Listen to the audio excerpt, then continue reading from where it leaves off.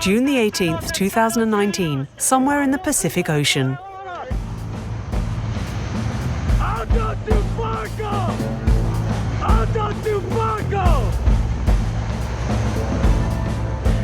The war on drugs has engendered new leviathans, invisible, unconquerable prey that are nearly impossible to spot. Today, out in the open seas, a rare catch.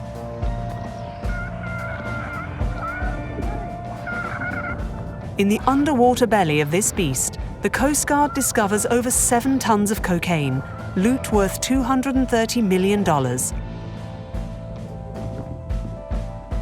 When drug lords fall, criminal organizations reinvent themselves once more. They never disappear. They simply recompose into networks, not structures. They become nodes in a wider network. And even the command nodes in these networks, you can take down a command node, but it doesn't dismantle the workings of the network itself. A new era for criminal organizations began at the start of the 90s in a system where everything was accelerating. Transportation, communication, cash flow, globalization. The triumph of free trade hoped to erase borders. I believe we have made a decision now that will permit us to create an economic order in the world that will promote more growth, more equality, better preservation of the environment, and a greater possibility of world peace.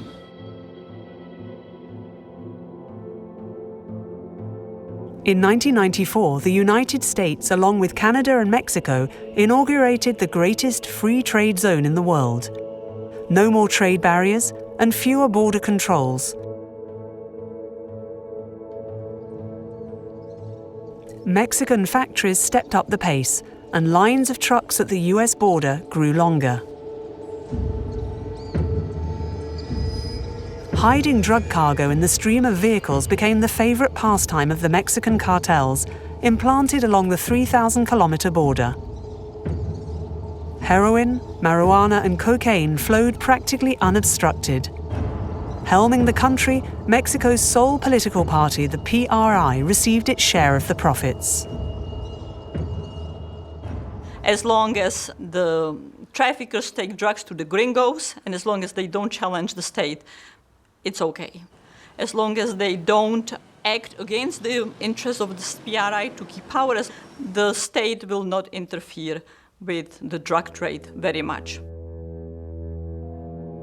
In Colombia, at the head of the cocaine trafficking chain, the political establishment finally let loose on drug traffickers. Under pressure from the DEA, the criminals who came after Pablo Escobar were hunted down. Their shell companies were dismantled and arrests increased.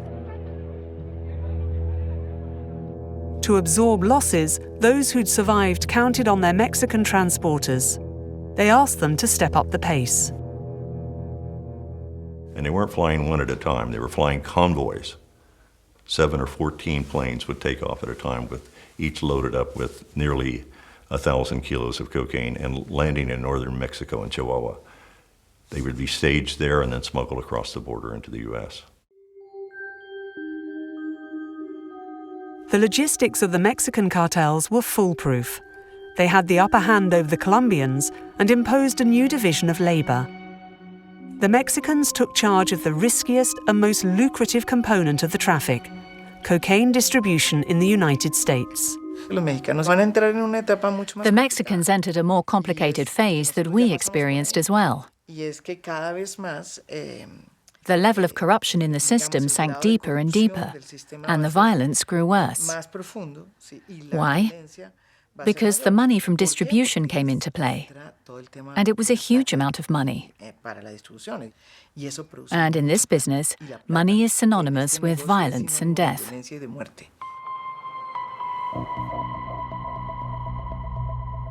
Mexico got caught up in a never-ending spiral of violence.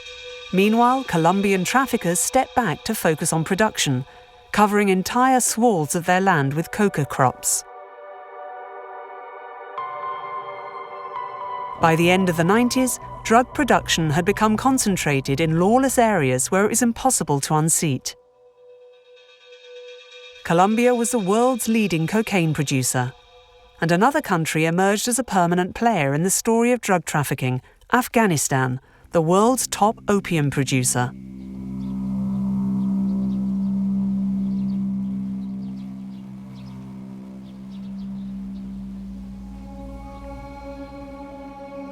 Kabul, Afghanistan.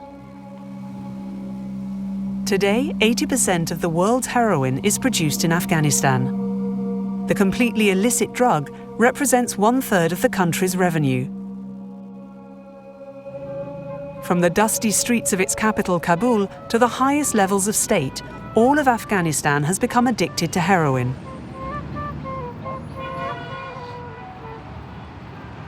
An addiction that was born in the 80s in the midst of the Cold War.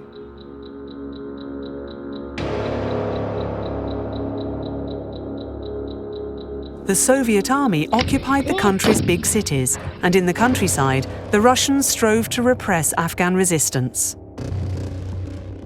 So in the mid-1980s, they adopted so-called scorched earth policy. They decided to destroy the countryside so people could not live there.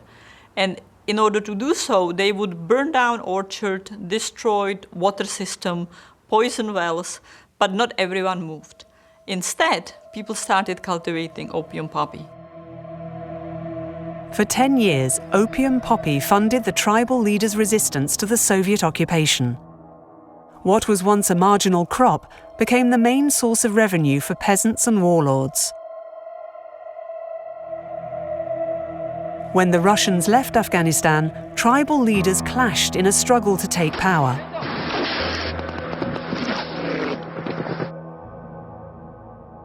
Several thousand Afghans died in their wars.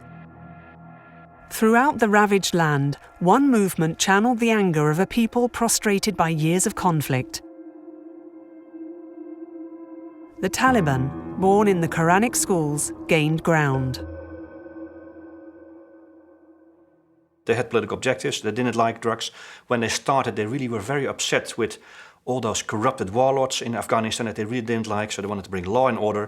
It was not the kind of law and order we liked, but that was their perception. So part of that was to stop opium. Opium was a vice, it's haram, it's not clean.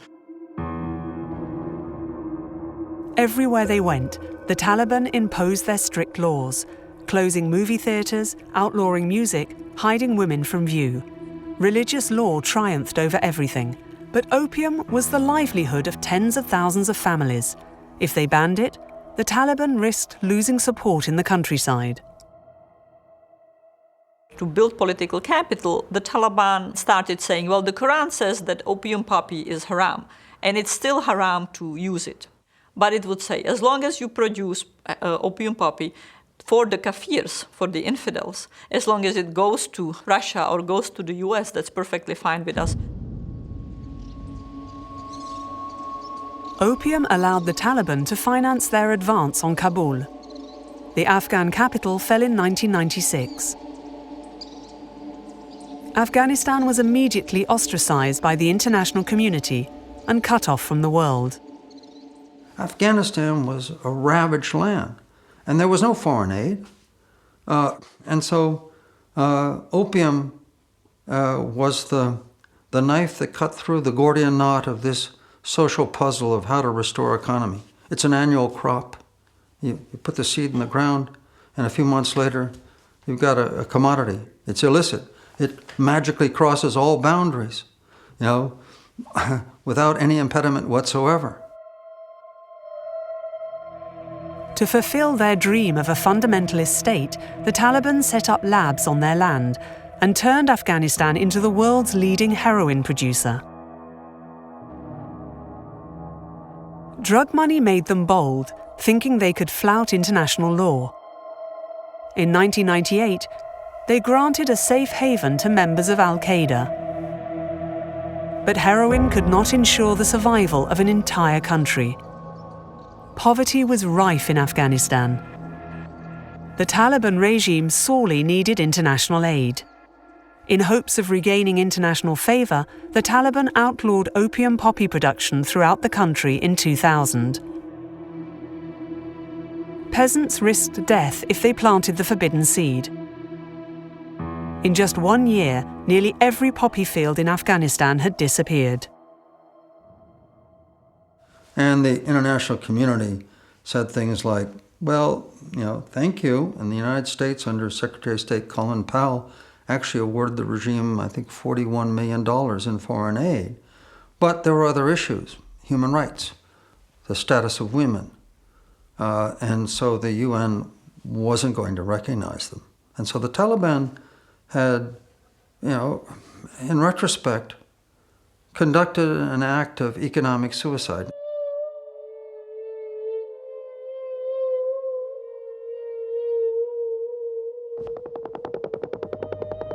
After the terrorist attacks of September the 11th, 2001, the United States invaded Afghanistan. And it's not surprising that when the first US bombs started falling, that hollow shell of a society and a state collapsed because it was already dead on the inside. It wasn't very strong to begin with, but whatever strength it might have had was gone.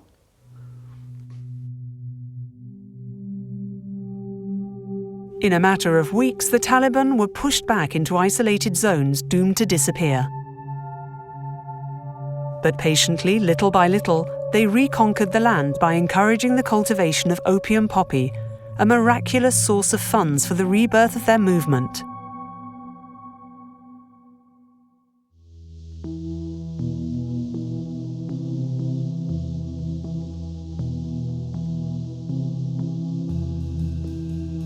Colombian airspace.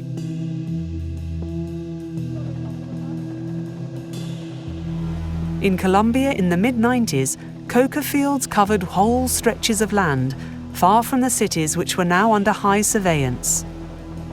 Drug traffickers sought refuge in the jungles and mountains, well out of the state's reach. Colombia is a country in spite of itself. Its geography is extremely complex. It's a country that still has many communication problems, and it's had to work incredibly hard to control its land. We've barely finished inhabiting our land, and there are still many unpoliced areas. In these remote areas, a modern-day Far West, land belonged to whoever had the means to take it. Large landowners purged Colombia's land of its wealth. Gemstones, minerals, oil, rare woods. To extend their operations, these large families created militias that would move populations by force. Colombians called them paramilitaries. With coca crops booming in the countryside, drug traffickers also outfitted themselves with paramilitary groups.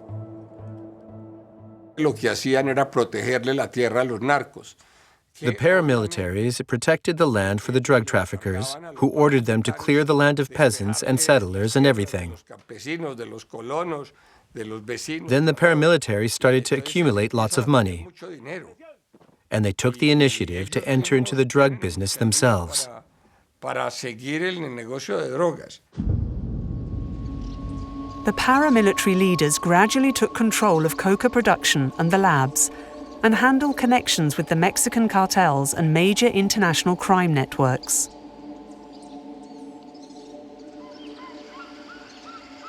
Deep in the jungle, the scramble for coca would change the fate of another armed group. The FARC, a Marxist guerrilla group, fought for a fair distribution of land. Active on a few fronts, but with meagre means, they would extort large landowners and kidnap them for ransom. But in the mid-90s, FARC guerrillas adapted to the changing times.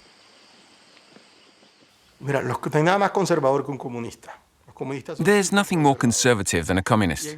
Communists are very conservative. And at first, they were against drug trafficking because it was going to corrupt the revolution. But there was a lot of pressure from peasants because they needed money. And so they say it's okay to cultivate coca. And being good revolutionaries and trying to build a social base, so they start delivering a variety of public services flush with the money they get from taxing cultivation.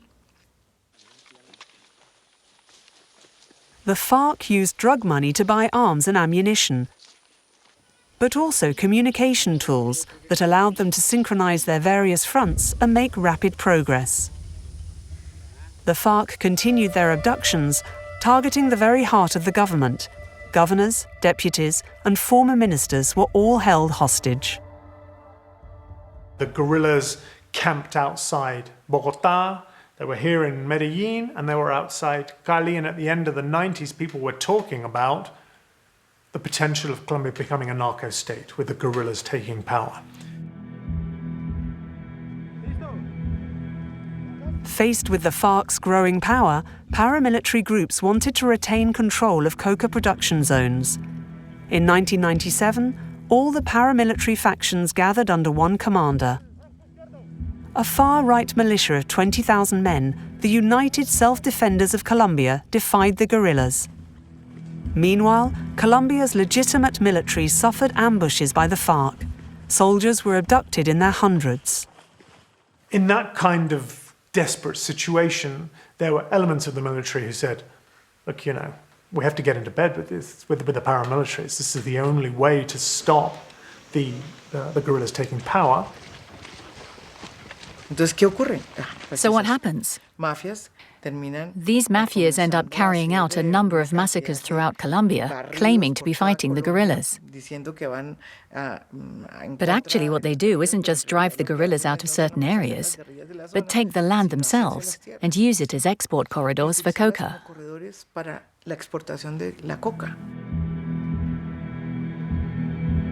The paramilitaries eliminated their opponents. The systematic killing led to the displacement of millions of people. The paramilitaries dictated their laws in the zones they took over, areas the state could never reach. If you're looking for crimes against humanity in Colombia, this is where you'll find them with the paramilitaries. They were the main violators of human rights and committed the most massacres and barbaric acts. Now, the political class in Colombia, as we've seen, has nothing honest about it and is extremely corrupt. And at a certain point, it saw the paramilitaries as a great opportunity to obtain votes and political representation.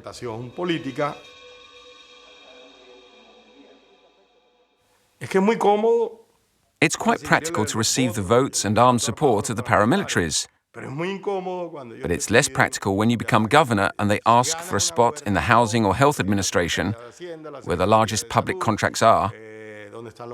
Or if you're a senator and a paramilitary phones to tell you to resign for a year because one of his men is going to take your seat.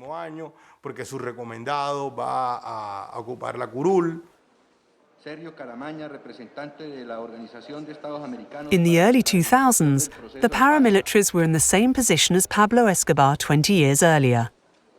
Inicia su intervención el señor Salvatore Mancuso. Before the Congress, one of their leaders, Salvatore Mancuso, defended the role of his men. A few years later, Salvatore Mancuso, nicknamed 000, would admit to the murder of 300 people. Reafirmo aquí, en la cuna de las leyes y en el templo de la democracia, que el compromiso patriótico de la SAUC por salvaguardar una Colombia libre, digna, segura y en paz sigue en pie. Salvatore Mancuso spoke to an appreciative audience. Paramilitaries controlled a third of parliament. Colombia had failed to push traffickers out. The paramilitaries had turned it into a narco state.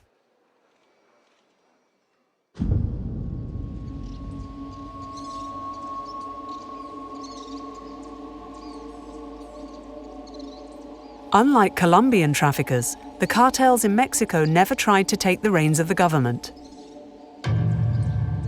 traffickers accepted the game of corruption orchestrated by the single party, the PRI, in power for 70 years.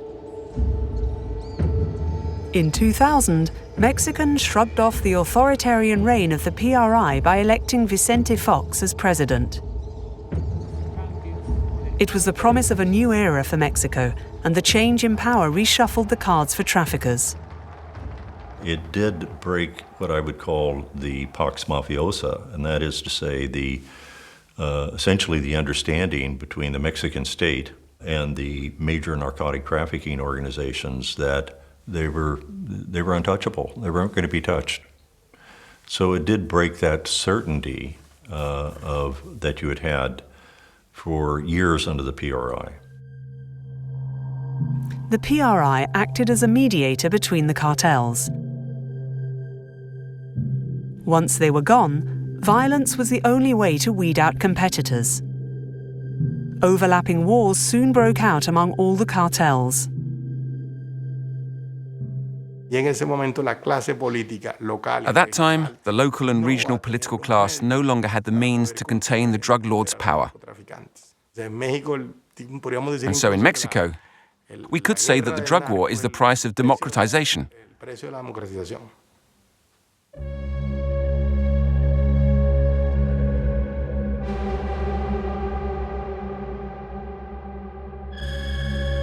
In this cartel war, the historic bastion of trafficking, the Sinaloa, was on every front. Driven by the insatiable appetite of its leader, El Chapo, freshly escaped from a high-security prison. El Chapo Guzman is one of the most successful drug traffickers ever in history. And his nickname before Chapo was El Rápido, the quick one, because he was able to move drugs into the US at a very, very high speed. He became an emblematic figure, practically a mythical figure of Mexican drug culture. Chapo was also very diligent and very systematic in how to manage brutality and extortion against rivals. Clever and ruthless, El Chapo would have to strike even harder if he wanted to stay in the game. On the other side of the country, the Gulf Cartel recruited elite soldiers from the Mexican army and created an armed wing, Los Zetas. Military discipline, planned operations, intelligence methods were redirected with a single goal: terrorize the competition and take over their territory. Los Zetas triggered one-upmanship among the other cartels. Tijuana, Ciudad Juarez, and Sinaloa all outfitted themselves with elite units. Scenes of horror erupted. My God, they were in Michoacan. I mean, the organized crime group there, they were cutting off heads of rival cartels and literally tossing them on the dance floor. I mean, it was out of hand. In 2006, the newly elected president, Felipe Calderón, declared war on the cartels and sent the army to the front. 45,000 soldiers tried to win back the lost territories, focusing their efforts on Los Zetas, the most bloodthirsty of the cartels. Under the army's blows, Los Zetas imploded into a multitude of groups. They tightened their grip on smaller territories, and the violence ratcheted up a notch. Los Zetas filmed their murders and tortures in detail, leaving a Z on the walls and bodies of their victims. What happened with Los Zetas is that they didn't have enough money to remain in constant conflict with the state. So they turned violence into a commodity. Los Zetas didn't sell the logistics to move cocaine. Los Zetas sold the ability to use violence in a professional manner in order to impose a local state of terror.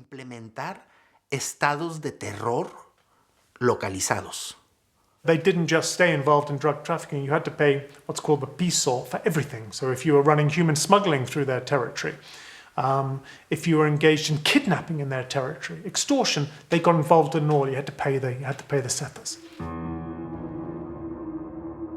The army, unable to fight on every front, left the Sinaloa cartel to prosper.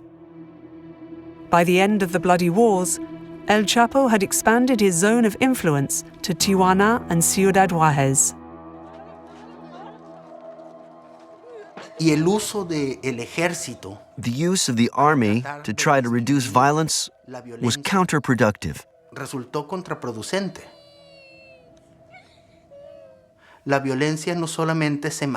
Not only did the violence continue in the atrocious forms we'd seen, but it gradually increased quantitatively until it hit dramatic levels.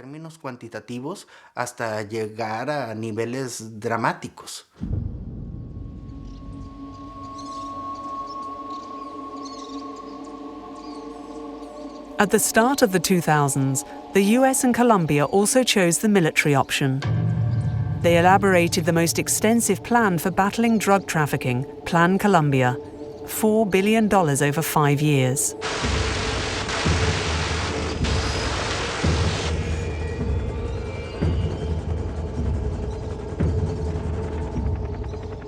Hundreds of American advisors revamped the Colombian army. Bolstered by these new means, Colombia turned away from its initial goal. The main traffickers, paramilitaries, allies of the state were not targeted. The plan against drugs became a war plan. Bogotá poured everything it had into fighting its main enemy, the FARC guerrillas, active in nearly half of the country. The situation shifted in the state's favor for the first time, and Colombia's army began to regain control of territory for the first time in many years. To put it plainly, it was the most effective plan of American military aid in the past 20 to 25 years. Plan Colombia restored the country's security and brought kidnappings down from 3,000 to 200. So in that way, I think it was very important. But there was a high price to pay for a war waged in those conditions. It was an irregular war, with bombings we never even heard about here in Bogotá. The dirty war, waged far from the cameras, dealt a severe blow to the FARC. Its historic leaders were eliminated. In time, a process of negotiation would begin with the guerrillas. For Colombia, the military offensive was just the first step. The next stage was initiated under pressure from Washington. Despite Plan Colombia, tons of cocaine was still flowing into the US. The Colombian government was ordered to take action against the paramilitaries. In 2006, the hard right in power practically offered them an amnesty, leaving over 100,000 killers unpunished. Paramilitary fighters turned in their weapons to carnival music.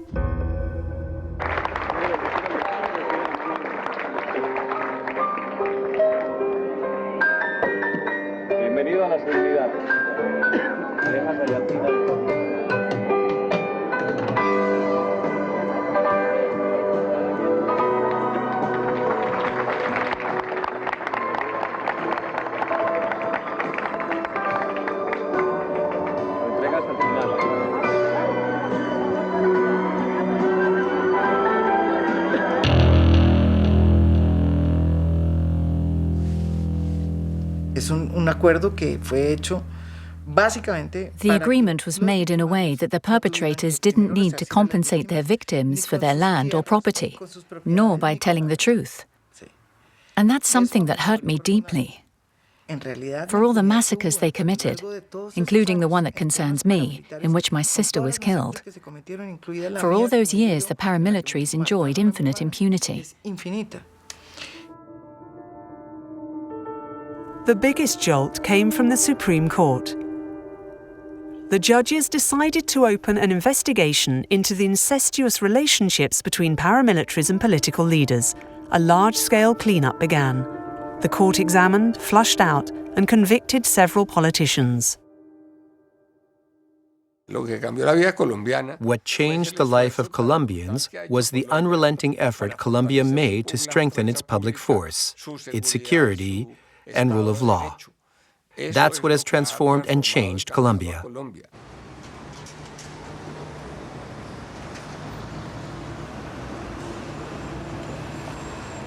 These efforts towards justice and memory continue today in a Colombia that seems to be catching its breath. Violence is diminishing in the big cities, and Colombia is becoming a tourist destination. Yet, well out of sight in hard-to-reach areas, the same actions are carried on endlessly.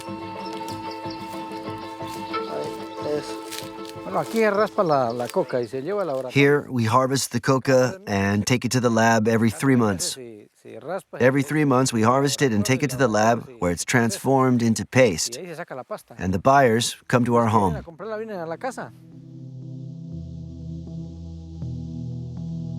Like thousands of coca growers, this farmer has endured eradication campaigns led by authorities with the help of the DEA. For 30 years, Agent Orange, Monsanto's glyphosate and thousands of liters of herbicides were sprayed on coca plants and ravaged entire regions.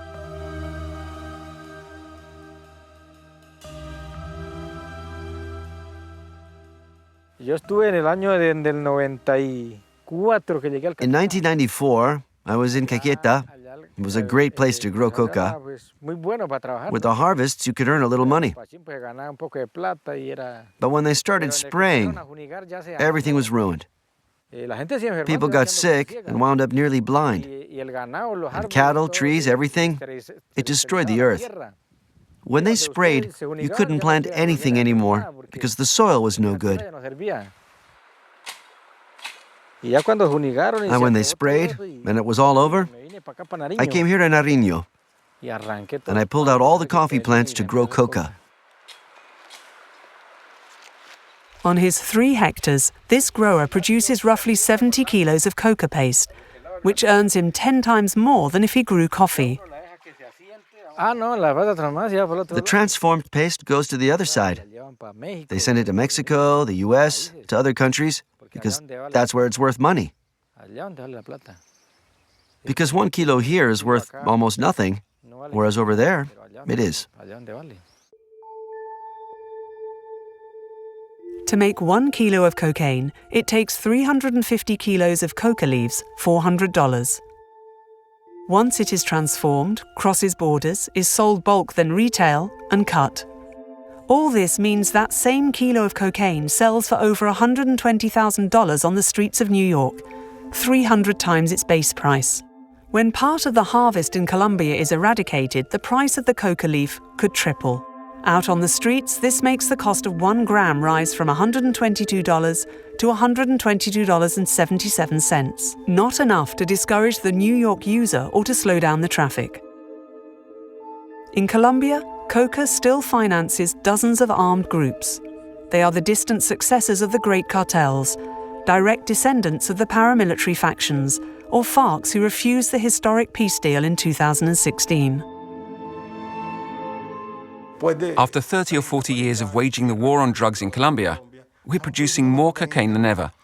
But nevertheless, we consider this a success because criminal organizations are governing less. We've made progress for sure, but we're still in a complicated and difficult situation, with the fear that these amounts of coca crops could reactivate things we're unable to control.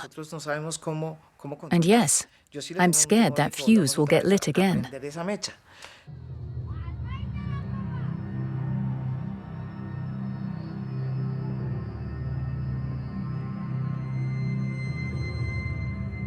As long as drug crops grow, criminal or insurgent movements can take possession of them. In Afghanistan, the US underestimated this latent danger. After driving the Taliban out of power in 2001, Washington thought the problem was solved. A few years later, the US Army was facing a powerful insurrection. The Taliban had used drug money to enlist thousands of fighters. In 2004, under pressure from Washington, President Hamid Karzai declared a jihad against opium.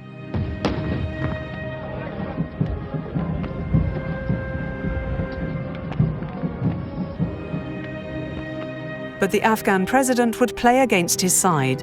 His authority was held only by the fragile coalition of warlords and former mujahideen who used drug money themselves to run their fiefdoms. Of course, there are many people in the Afghan government who were involved in the drug trade, same as in the other the opposing forces.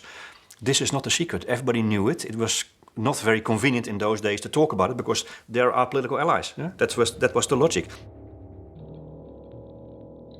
In 2005, in the region of Helmand, over 9 tons of opium were discovered in the governor's basement. President Hamid Karzai had to remove him. Without his revenue, the governor's militia changed sides. His 3,000 men joined the Taliban and upset the balance of power. The region of Helmand fell into the hands of the Taliban, who turned it into the country's leading zone of heroin production. To cut off the Taliban's main source of revenue, the US beefed up its military response. U.S. B-52 bombers and U.S. F-22 Raptor fighters bomb Taliban heroin labs. So here's an F-22 fighter costs about $400 million. And a heroin lab, which sounds fancy, but really is a mud brick shed with some rusting tin drums and a cheap electric heater. Probably $50 worth of equipment, where the U.S. uses its most sophisticated military equipment and all of its targeting and intelligence and research, the drones to monitor movement, the satellite imagery, the B-52 bomber, which is the biggest military airplane on the planet, to attack these tin roof sheds with their steel drums is I think a demonstration of the limits of coercion.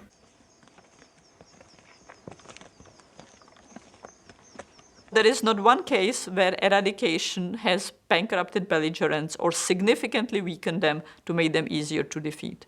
People go hungry. They literally don't have anything to eat. And they will protest and they will mobilize. And so what happens is that the criminal groups, insurgent groups, like in Afghanistan or in Colombia, get a lot of political capital. People switch allegiance to them. And in fact, the history of the so-called narco-militancy nexus, narco-insurgency nexus, is that the state wins against insurgents when it stops eradicating. After 50 years of war, Kabul, Afghanistan's capital, is now home to the world's highest concentration of drug addicts. In the countryside, practically 1 out of every 2 families is affected by heroin addiction. The country continues to founder.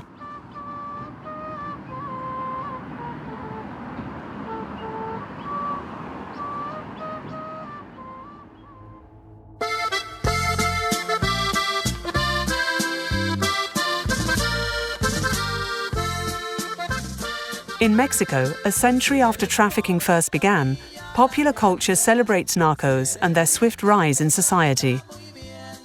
The small farmers who planted poppies in the last century in the mountains of Sinaloa gave birth to traffickers able to exploit every crack in the system. Absolute symbol of the revenge of the weak, El Chapo Guzman, leader of the Sinaloa cartel, dodged authorities for 15 years and amassed a fortune of $1 billion, which police are still looking for. The drug trafficking organizations can afford the best lawyers. They can afford the best investment brokers. They can afford the best accountants. And the security forces and law enforcement are hugely outgunned in terms of accountants and lawyers. Hundreds of millions of dollars belonging to the Sinaloa cartel were found laundered in the accounts of the world's biggest banking institutions. The banks all obtained a legal settlement. No convictions were pronounced. But rather than say that this financial system is deeply unstable and fueled by dirty money, We continue not to penalize it and say that for lack of anything better, we're moving forward this way, and we close our eyes a little. So for them, it's always worth it to continue this trafficking. It remains profitable, and that shows on the level of big banks with legal departments that provision more and more money from one year to the next. In other words, in the prospect of a trial, they've evaluated and set a price on fraud, on skirting the rules, and on lack of banking responsibility.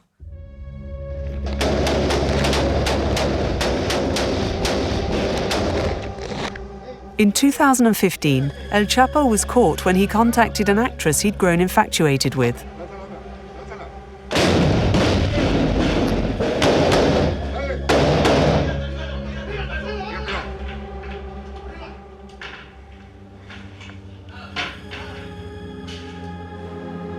One of the world's greatest drug kingpins was brought down by an amateur mistake. Extradited to the United States and sentenced to life in prison, El Chapo left in his wake a nebula of drug trafficking and the myth of a hierarchical cartel held by a single man. The current criminal world is no longer in the hands of those whose names we hear in the media. Quizá lo más claro And perhaps del cártel de what remains of the Sinaloa cartel for Mexico por lo menos para is above all México nostalgia. es la nostalgia. The nostalgia of a criminal organization that used violence in a predictable manner. Today in Mexico, violence has crept in everywhere all the time. Yesterday's big cartels have been split up by the army, which is still deployed throughout the country. A myriad of small elusive groups appear, decline, disappear, and reform constantly.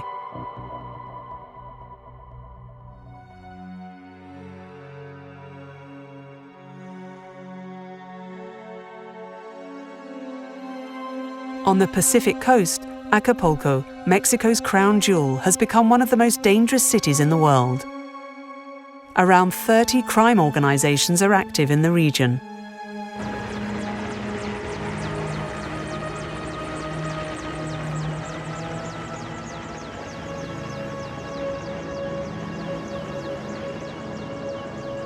Small groups in Mexico are a major problem, and the fact that there are small and very many, and that they operate in the context of law enforcement that is seen as weak and incompetent means that there is tremendous violence.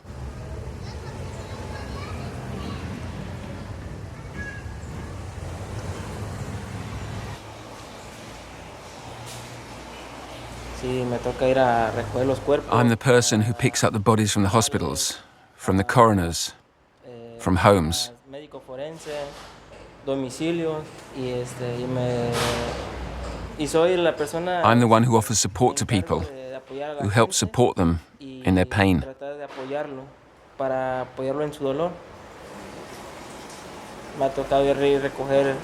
I've already had to go to collect corpses from graves where there were 8 or 9 bodies. When there are disembodied bodies, we have to inject them piece by piece, sew the bodies together so they're in one piece, so families can see their relatives. And then we give the families an explanation. Often, in many cases, the bodies can't be given awake because of their state of decomposition.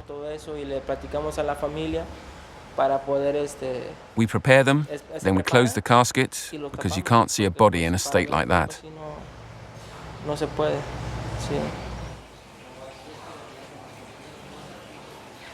México, la muerte tiene permiso. In Mexico, death has every right. The bodies are stacked one on top of the other. And there's no power that can repair the damage that is done each day.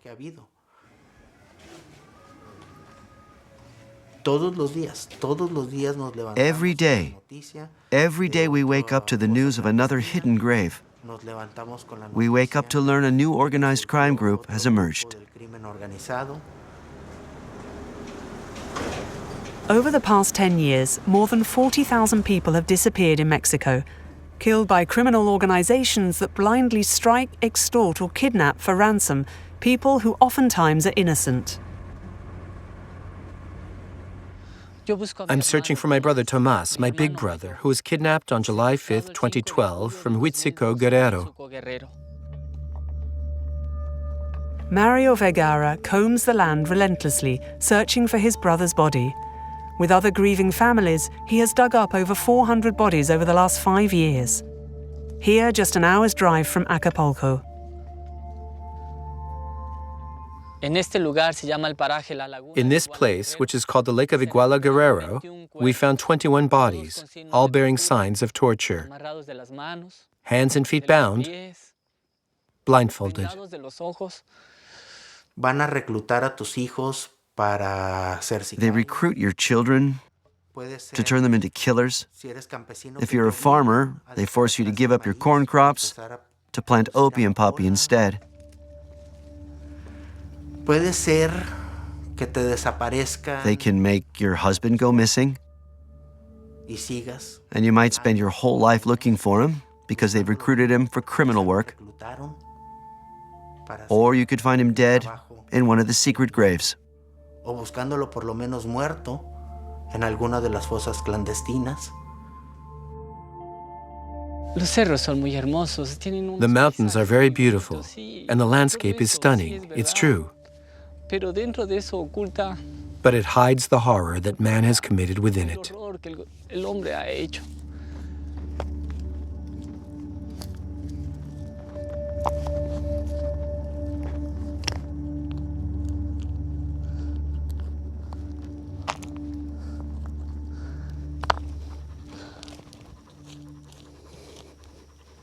Aquí está el cráneo.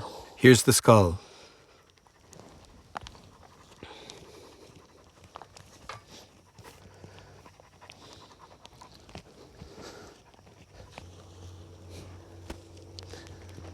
Este es el cráneo de una persona. This is someone's skull. Tiene el tiro de gracia acá. You can see where the bullet went in here. A lo que he aprendido, lo trajeron.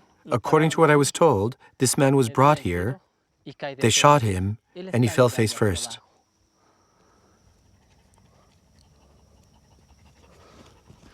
We're digging up the truth of this country. We're telling the government, yes, people have disappeared in Mexico. Yes, there are secret graves in Mexico, and you're not doing your job. We're doing it for you.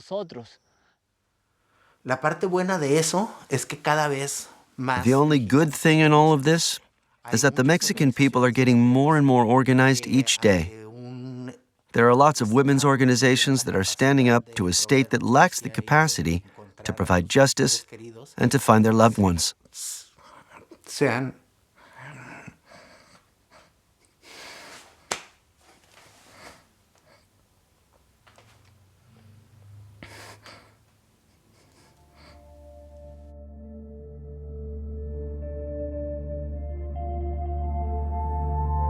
Each mass grave must be visited by the authorities, who are storing over 27,000 unidentified bodies as of today.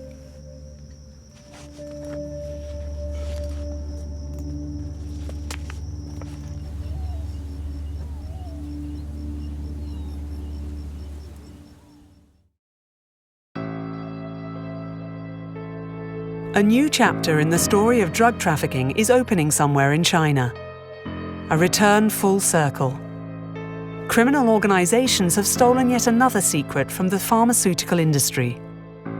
By manipulating chemicals, they've managed to synthesize fentanyl, a distant cousin of opium. Manufactured since the 1950s for medical use, fentanyl is made without the slightest trace of poppy flower. The drug is 100% synthetic. Today, these ports, where the first bundles of opium arrived in the 19th century, mark the point of departure for invisible cargoes of an infinitely powerful drug.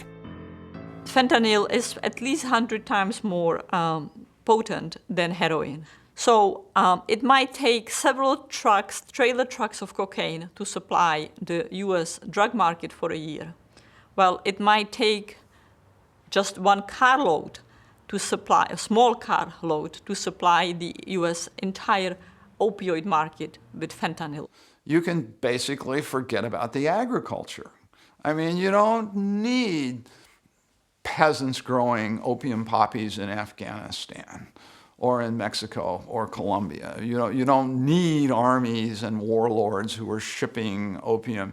If you simply have chemicals that you can manufacture in China and then ship to Mexico and then use them to produce drugs like fentanyl, it greatly simplifies the process, and it means that you can base your operations anywhere. So modern synthetic drugs really have the potential to radically change the illegal drug trade and the politics, international relations, and geopolitics to surround it. Fentanyl flows into a country grappling with the greatest addiction epidemic in its history. In the United States, the overprescription of painkillers encouraged by pharmaceutical lobbies has caused hundreds of thousands of patients to become addicted to opiates. When their treatment stops and the illusion of well-being is shattered, they turn to illicit markets. Every day, middle-class men and women join the horde of heroin addicts and fall victim to fentanyl, which is less expensive and a lot more powerful. Fentanyl kills 30,000 people each year in the US.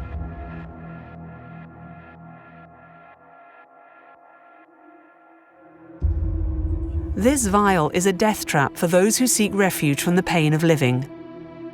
Yet there's nothing fatal about that.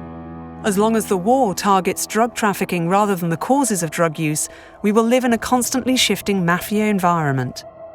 The world of drugs was created by our societal choices and our economic system.